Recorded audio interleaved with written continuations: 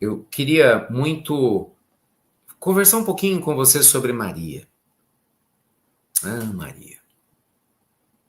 Vocês sabem que é muito interessante, né? Porque falar de Maria, mãe de Jesus, é falar de um ser de tanta luz que, por incrível que pareça, talvez, por ter tanta luz, a gente sabe tão pouco dela.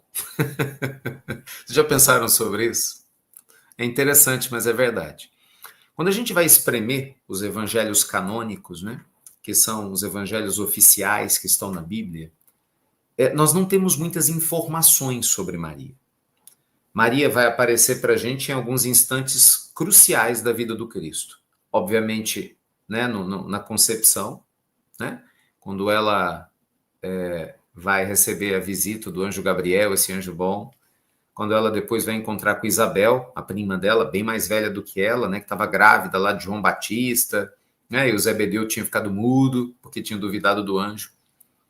Depois nós vamos encontrar, naturalmente, Maria já, né, desposada e junto com José, uma das outras poucas aparições do pai do Cristo, que a gente tem notícia nos evangelhos canônicos. E aí José acolhe Maria, e por causa do recenseamento, né, de Belém, que todo aquele processo tinha acontecido na época que Jesus iria nascer, então Jesus acaba nascendo na cidade em Belém, tinha que voltar para a cidade natal, chega em Belém, não tinha lugar para ficar, vocês conhecem a história, lógico. E aí acaba, né, reencarnando numa manjedoura, e Maria aparece, não é isso? E Maria vai aparecer depois em poucos momentos, né? Aparece lá na sequência quando Jesus tinha 11 para 12 anos, quando eles estão indo para a festa de Páscoa, Maria preocupadíssima, né? Claro, antes disso, quando José, que é o personagem central, porque eles sonham, eles fogem para o Egito, porque Herodes queria matar, matou, né? Várias crianças até 2 anos. E aí Jesus vai, né, para o Egito, porque José, médium onírico, teve um sonho com Gabriel, ele vai lá para o Egito, fica 4 anos, Herodes desencarna, e então ele retorna, né? Ali ele retorna. E é impressionante, assim. É impressionante as histórias. Aí Maria mostra que é mãe. É na parte. Vocês já me conhecem, né? Aqui. Espiritualidade essencial. Eu não vou me cansar de falar. Qual que é a base desse nosso novo curso, desse nosso novo projeto? O estudo dos gigantes da alma. E é o que eu tenho falado sempre. Estudar os gigantes da alma é interessante porque você vai estudar o ser humano por trás do mito. Quando a gente pensa em Maria mito, porque não importa o tamanho do espírito, isso vale para todo mundo, inclusive Jesus. Inclusive Jesus. Quando você pensa em Maria mito, nós vamos falar, mãe do Cristo, peraí, calma. Na Terra não tem mito, meu filho. A Terra é igual para todo mundo. Porque a lei divina não tem jeitinho, não tem privilégio. Entende? A Terra é igual para todo mundo.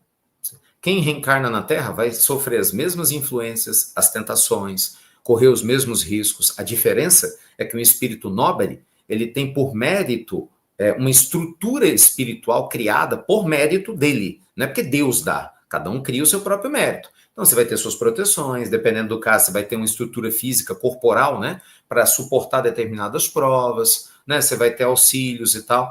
Mas o livre-arbítrio é seu e qualquer um pode cair.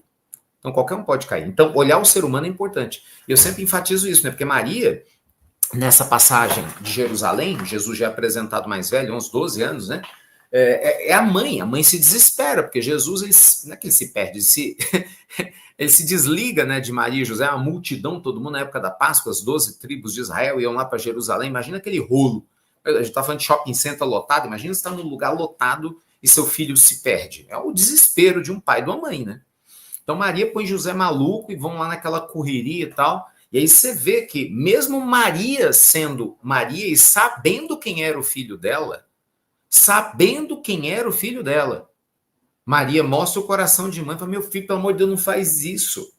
Aí José, né, vai lá e chama atenção, fala assim, não faça mais isso. Aí Jesus fala, olha, por que está preocupado? Não sabia que estava cuidando das coisas de meu pai? Jesus fez Maria ficar preocupada e José ficar preocupado. Fez os dois se sentirem pais mesmo, né? Que é o medo da perda do filho, né? Então você vê, é a mulher, é a mãe. Aí depois a gente vai ver Maria em alguns momentos, né? Com Maria de Magdala. Maria acolhe Maria de Magdala. né, que tinha sofrido preconceito, né, Maria Madalena tinha sofrido muito preconceito, que era prostituta, então ela se liga a Maria, que era a presença doce, né, junto do Cristo. Só que Maria, as pessoas se esquecem, ela era mãe de outros filhos, né? Pouco se fala, mas Jesus teve irmãos. Então, tá no Evangelho, Jesus teve irmãos. Então, Jesus era Jesus, mas para um coração de mãe, Maria tinha que ser mãe dos outros filhos, senão ela não seria quem foi. Então, claro que ela dava atenção para os outros filhos, não, nem de longe, chegavam perto do que era Jesus espiritualmente. Mas estava lá. Aí nós vamos encontrar Maria saindo com os irmãos procurando Jesus, né? Quando os próprios discípulos falam com Cristo, né? Senhor, multidão do lado, ó, tua mãe e teus irmãos te procuram, tua família está te procurando. Aí Jesus traz a célebre frase, né? Por causa de Maria, veja, provocado por Maria, porque Maria fez o movimento, a mãe, cadê meu filho? Pô, ele saiu de casa para pregar o evangelho, beleza, mas cadê? Não me mandou telegrama? Não me mandou um WhatsApp espiritual? Gente, é óbvio que é brincadeira, claro que na Palestina distante, ó, claro, né? Não tinha telegrama nem WhatsApp. Assim, puxa vida, sinal de fumaça, quero saber do meu filho. Então, essa lição é por causa de Maria, teve iniciativa. E aí Jesus fala, né? Eis aqui minha mãe e meus irmãos, né? Aí o Cristo aponta para todo mundo. Olha que exemplo. Né? E dá essa lição profunda da família espiritual. E aí nós vamos encontrar Maria no momento profundo do madeiro, né? No momento profundo e desafiador em que Jesus está para ser crucificado. E aquela dor extrema de ver o filho ser assassinado, sem ter feito nada. Imagina, um coração de ouro, meu Deus do céu. Eu sou incapaz de imaginar uma coisa dessa. E aí, Maria é amparada por João, né? Um discípulo muito amoroso de Jesus, e os dois ficam lá até o fim. Quando Jesus, de novo, no ato de desprendimento maravilhoso, olha para Maria e fala, mãe, eis o teu filho. Filho, eis a tua mãe. Olha que gesto simbólico de desprendimento. E eu vou te dizer mais, olha que confiança que Jesus tinha em João. João era novo. Vocês sabiam que João foi o apóstolo que mais viveu de todos os 12? E se você for juntar Paulo no meio, como um apóstolo meio torto, né, que a vida trouxe, mas virou grande apóstolo, foi o que mais viveu. João foi o único que não teve morte violenta, desencarnou de velhice. João cuidou de Maria até o final. Maria foi morar com João, na região de Éfeso. Cumpriu o pedido de Jesus. Então você vê, Maria, linda. E aí pronto, Jesus é crucificado.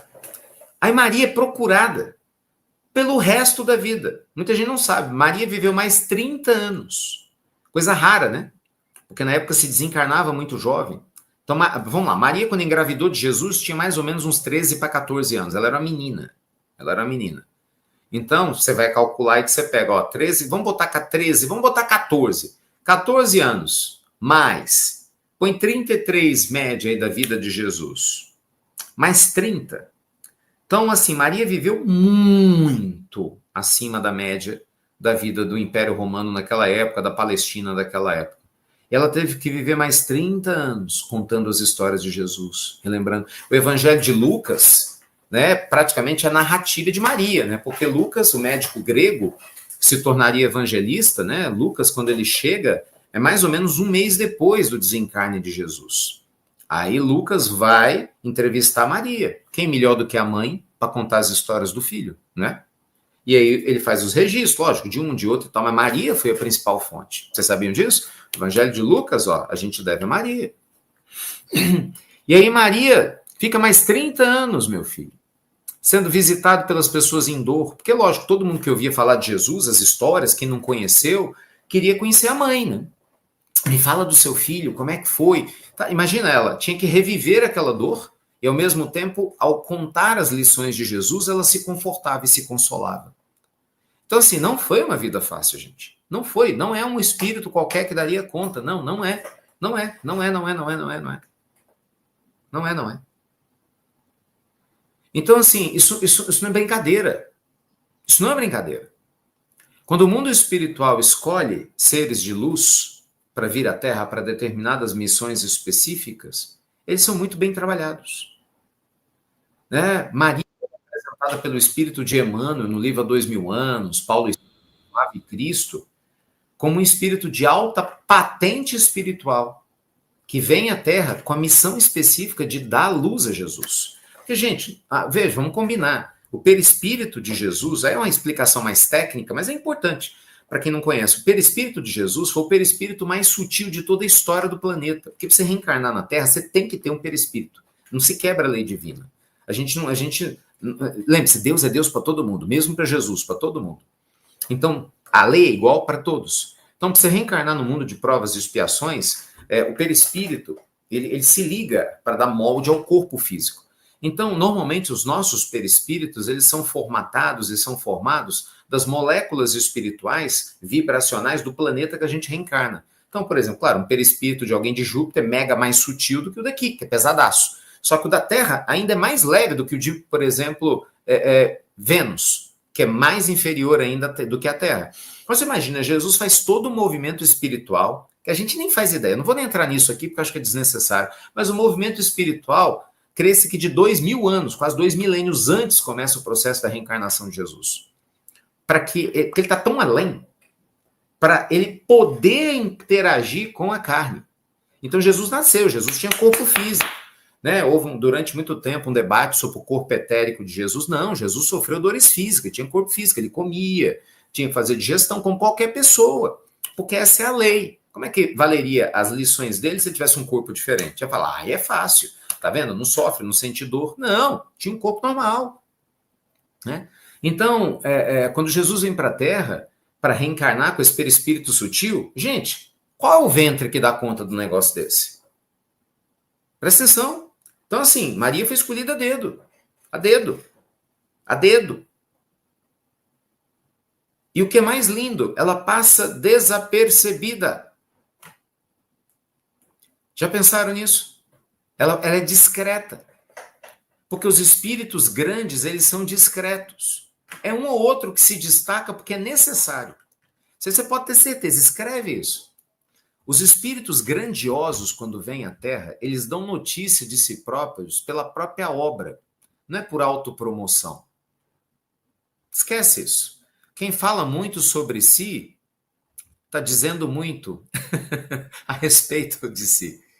Os espíritos nobres não têm necessidade de aparecer. Eles vivem a nobreza de caráter, sabe? Nas suas escolhas, na sua forma de viver. Maria fez isso. Então, Maria foi simples. A mãe do Chico. Né? No outro contexto, claro, mas eu sempre digo para vocês, lavadeira. Pô, Dona Maria João de Deus tinha tanta evolução que ela desencarna e é convidada para planos superiores. Imagina, que gigante, que mulher é essa? Lavadeira. Ninguém dava nem valor. A mãe do Chico teve um monte de filho e tal. Só lavadeira. Poxa, olha que coisa mais linda.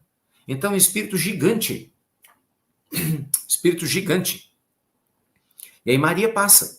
Com toda delicadeza, gente, com toda a hombridade, com toda a honraria, cuidando dos filhos que não eram seus fisicamente, mas se tornaram de alma. Olha que exemplo. Ela supera, eu nem sei se eu posso falar supera, mas lida talvez com a própria dor da saudade de Jesus, do que ela viu, porque a gente não pode se esquecer, foi um crime, Jesus foi assassinado. Na frente dela. Imagina, se matar um filho na frente de uma mãe. Nem imaginar isso.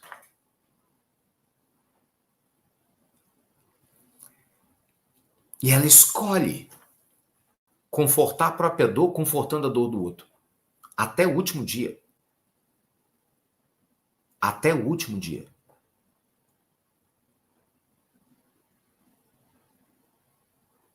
Então, gente, quando a gente honra o Dia das Mães e a gente lembra de Maria, é muito justo. Não se trata de idolatria.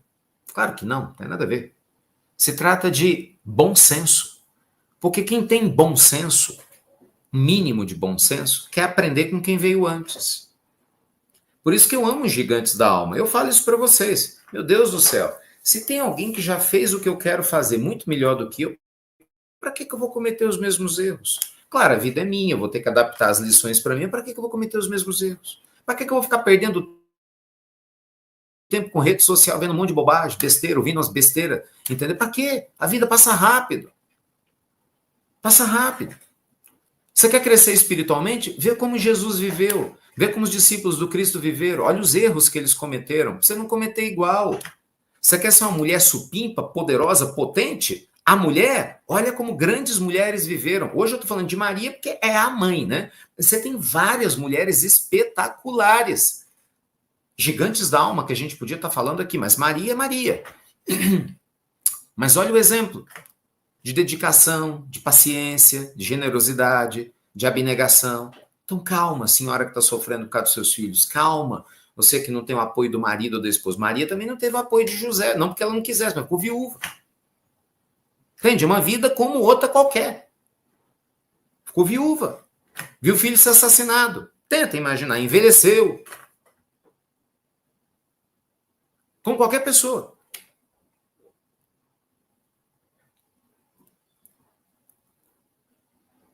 Então, gente, entendamos que os gigantes da alma, né, o que eu chamo de espiritualidade essencial, essa nossa camisa linda aqui do nosso projeto Espiritualidade Essencial, é esse caminho de volta para casa. É esse caminho de você voltar para o seu ser mais profundo, saber quem você é, né? E dar vazão a esse amor e esse instrumento útil da luz divina onde quer que você esteja. Onde quer que você esteja. Profundo, meus amigos, muito profundo. A Imaculada está perguntando como Maria desencarnou. Maria desencarnou velhinha, na cidade de Éfeso. Ela morava numa casinha junto com João. O João estava pregando e aí ela passa mal. Né? Ela já estava, né, delirando um pouco, ela ainda recebia algumas visitas. E aí, quando ela vai desencarnando, de pertinho de desencarnar, ela houve uma batida na porta e ela vai atender. E aí ela identifica um viajante diferente do habitual. Ela fala, eu conheço esse viajante. Até que ela toma um susto bom e vê que era Jesus. Jesus tinha vindo buscá-la. Essa história linda está narrada no livro A Boa Nova, psicografia do Chico, pelo espírito Humberto de Campos. E aí Maria se despede.